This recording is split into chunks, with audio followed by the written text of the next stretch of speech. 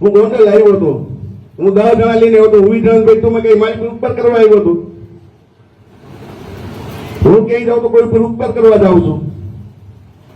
સમાજની વાત હતી અને જયરાજથી આખું ગુજરાત પીઆઈ છે, એના હું ચેલેન્જ કરવા ગયો હતો હું, અને જયરાજથી આપણાથી પીઆઈ છે.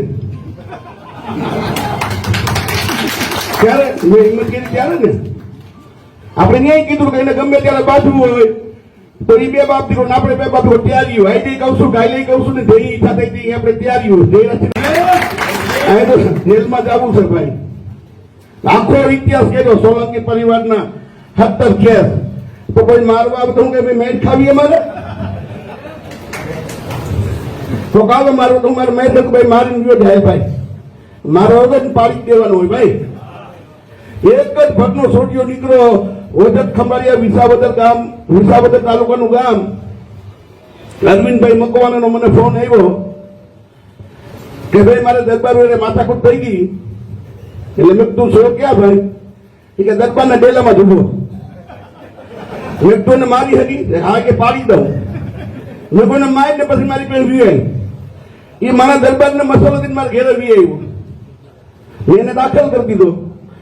દાખલ કરીને ફરિયાદ કરીને આખા વિસાવદર તાલુકાના ભેસાણ તાલુકાના 84 ગામના દરબાર ભેગા થયા બલુભાઈ, અને તમારી ગયા રજુભાઈ સમાધાન કરાવો.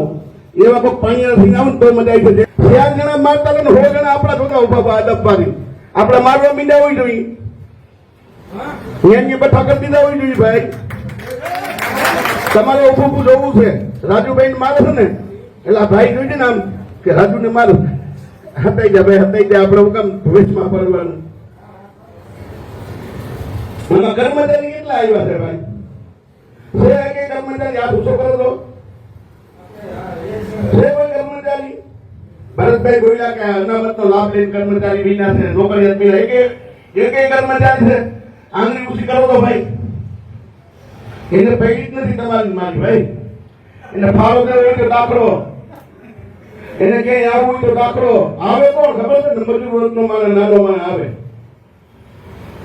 ગામમાં આવ્યા મોટા ભાગના મજૂર વર્ગના માણસ છે.